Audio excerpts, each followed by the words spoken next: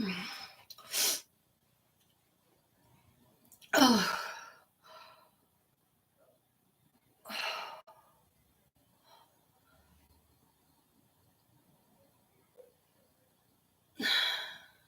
Hi, hello, good morning. I'm going to warn you now, if you're eating your breakfast, do not watch this video. Watch it later. If you can't see me, that's fine, as long as you can hear me. Oh my God, I feel like I am going to die in a minute. I am in so much pain. I have literally, from 7 o'clock yesterday evening till now, been trying to take this medication that I've got to take before I can go to hospital to have some more tests done.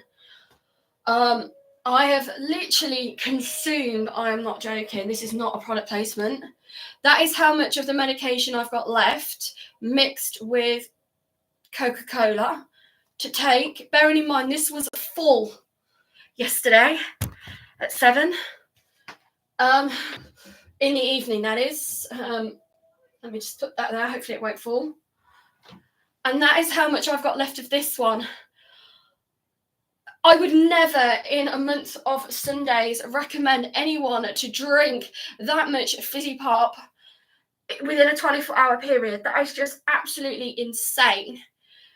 And I'll tell you what, if I don't have type 1 or type 2 diabetes by the end of the week, it's going to be a miracle, because I am literally pumping my body full of basically salt and sugar. That is it. And that's all I've been able to do now for 5 days in order to have this procedure. And oh my God, if anyone was to ever criticize people who are ill, I would say go into your kitchen and tip an entire contents of salt into a pint glass, then fill it with water and then drink it. Because that is what I'm having to do, literally, I'm not joking. And I've been doing that since 7 o'clock last night.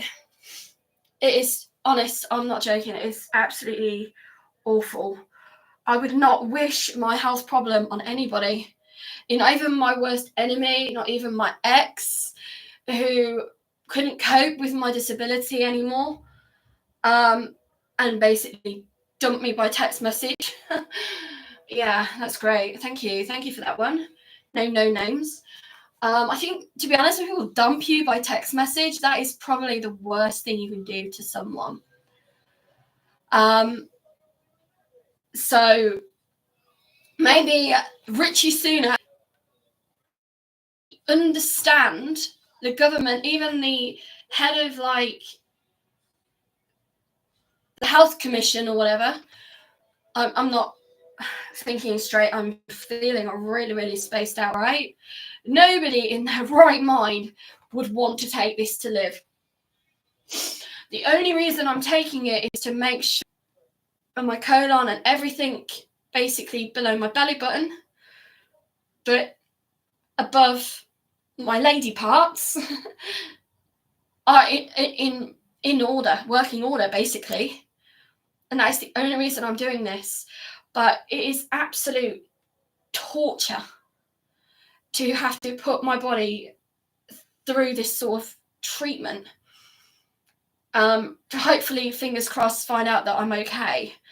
Now, I have actually got what is called bile acid malabsorption or bile acid diarrhea. So if you want to know more about that, please Google it online. And the best way to describe what I literally have to go through every single day is what I'm literally putting my body through since 7 o'clock yesterday night till now. I already suffer chronic diarrhea. I don't need to take medication to make it happen even more. I feel like I have sat on a red hot poker. So tomorrow, and probably for 2 weeks after I have this procedure that I'm having to go to do, I am probably going to want to sit on literally a bag of ice. I'm not joking. It is, and the only thing that's kind of getting me through doing this is by saying, you know what, you can do it, you can do it, you can do it. If you don't do it, the only person you're going to hurt is yourself. You need to go for this procedure. You need to make sure that you're okay. You need to take care of your own health and well-being. No one else can do that for you. And at the same time, one of the reasons why I'm all for homeopathy, I'm all for, not taking medication unnecessarily unless you need to. But the one thing that it always reminds me of, and especially with today being D-Day, by the way, so anyone who's not aware, the 6th of June is D-Day. It is when the Normandy beaches in France were basically taken over by British troops, and they tried to get everybody back to the UK. And you can probably tell that from my surname if you've been following me on social media.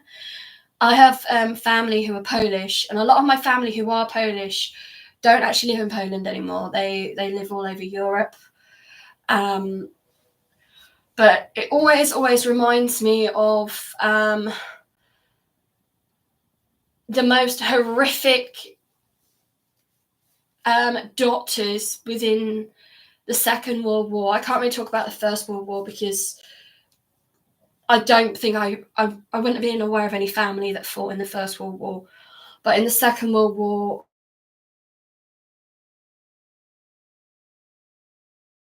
my family, who were experimented on by the Germans in concentration camps. One of them was my aunt's godmother. We always called her Aunt Sophie. And she was Polish. I don't know a lot about her. All I remember is going to see her as a child. I have a photograph. I don't think I have a photo of her, though, unfortunately, which is a bit sad. And I always remember her being this really loving and warm woman. She was very petite. So even when I was younger, I always seemed to be taller than her. And she had like white hair. It was literally so transparent that when the sun hit, it was like, and this is going to sound really weird, but it's a bit like cobwebs, when it's been raining and then they turn to frost in the early morning. That is the best way to describe her hair. She was so sweet. And on the first day I met her, I literally fell in love with her. She's probably one of the most amazing women in my life that I have ever had the privilege of meeting and obviously spending time with. And I saw on her mantle shelf photographs of a little boy and a little girl, and they were wearing what looked like wedding attire. And she was like, no, they're not married. These are my grandchildren. And I was like, oh, okay. I probably sounded a bit weird when I said it like that. But that's always how I remember her voice being. And I said, oh, they are absolutely beautiful, your grandkids. They're absolutely gorgeous. And she said, yes, they're at their confirmation, because she was Catholic. And a lot of my family were Catholic. And so when we did have them visit us from Poland, we went to church with them on a Sunday, and they went to like a church that there was a lot of Polish people. So it was really, really nice to kind of get that feel of the heritage. And she said, oh, I'm so blessed to have these children in my life. That is their confirmation. And I said, oh, why are you so blessed? And she says, because they're not my children. They're the children that God gave me. And I was like, what do you mean they're the children that God gave you? I don't understand. And she said, like, how old are you? And I think at the time I was probably about 14. And she said, so you know about the Germans.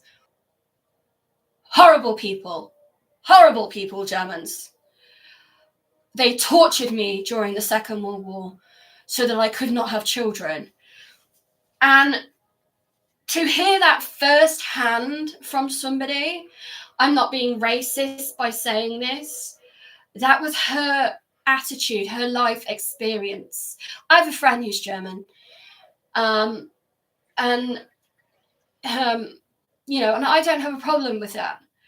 But to her, the Germans were the worst people in the world because during the Second World War, she was experimented on and then she couldn't have children anymore. But she did have children. She had what she called her grandchildren through somebody else. And I'm sorry if you can hear my TV. I've literally been upstairs since 6 o'clock this morning again. And I haven't turned it off. And but she was amazing how she said, God gave me those children. And I think, whether you believe in God or not, that is a personal choice. So getting back to me, I'm having to obviously take this medication. And obviously it's D-Day. I actually had the privilege of watching the programme yesterday, which you can probably watch on BBC iPlayer. It's D-Day. I actually had the privilege of watching the programme yesterday, which you can probably watch on BBC iPlayer, which was the lead up to D-Day, which was on BBC One.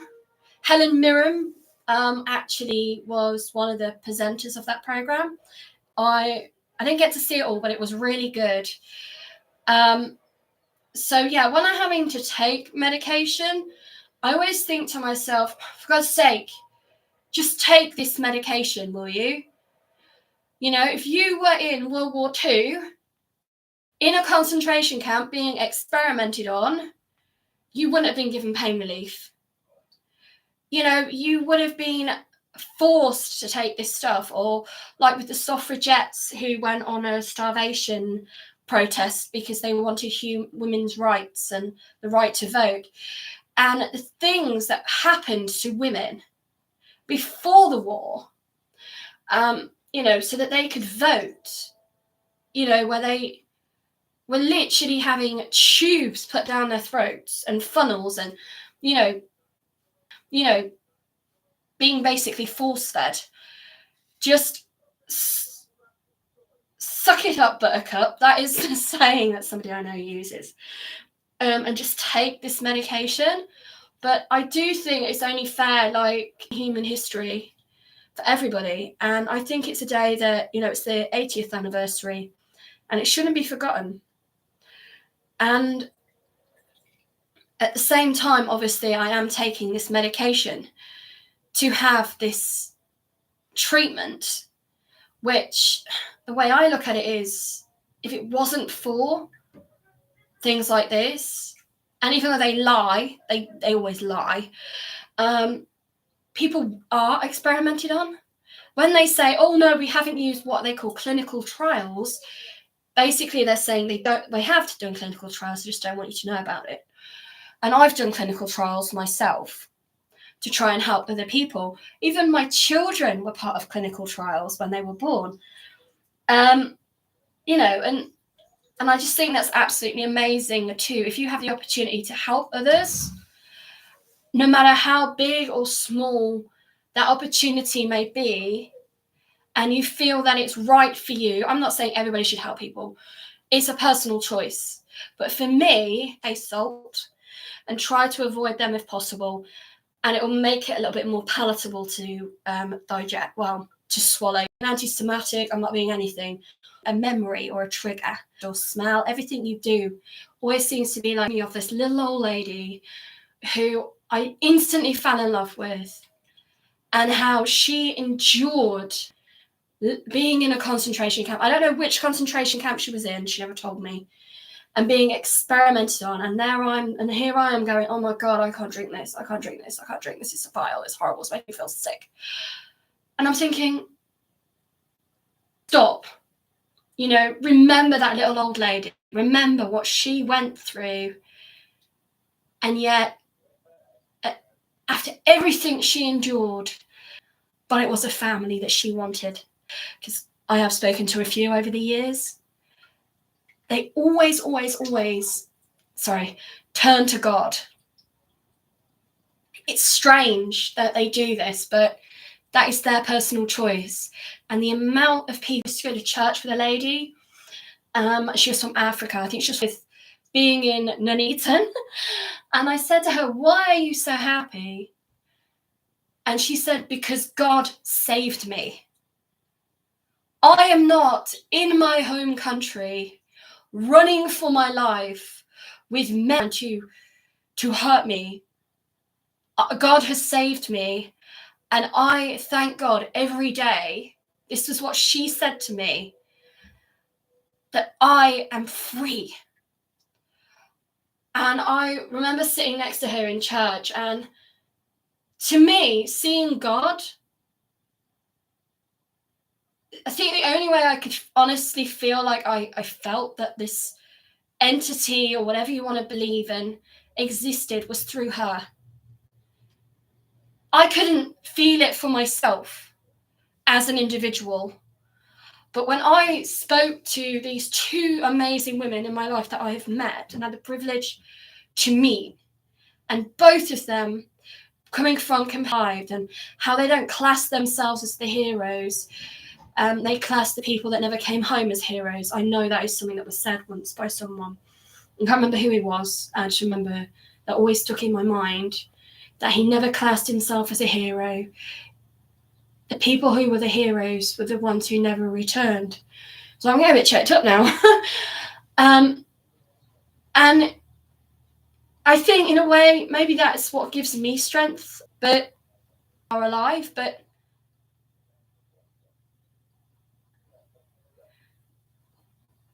they're happy to say, you know, what happened to me happened. But look, I don't honestly feel in my own life that that is what I have achieved yet. Maybe when I'm a little bit older, I will say that. But at the moment, I don't look at my life and think, wow, look at where I am now. I've heard their life stories and how, despite everything they've endured, they have come out of it in the end. And they are literally smiling. So fingers crossed, I will continue to finish this medication, which I've had to mix with Coca-Cola. And then after I have had my procedure without anesthesia, and I get my results, maybe I will be less dour. Means to people and what it means to you, then that would be great. If not, just enjoy your day, focus on the positives, not the negatives, and live. So thank you, and take care. Gosh.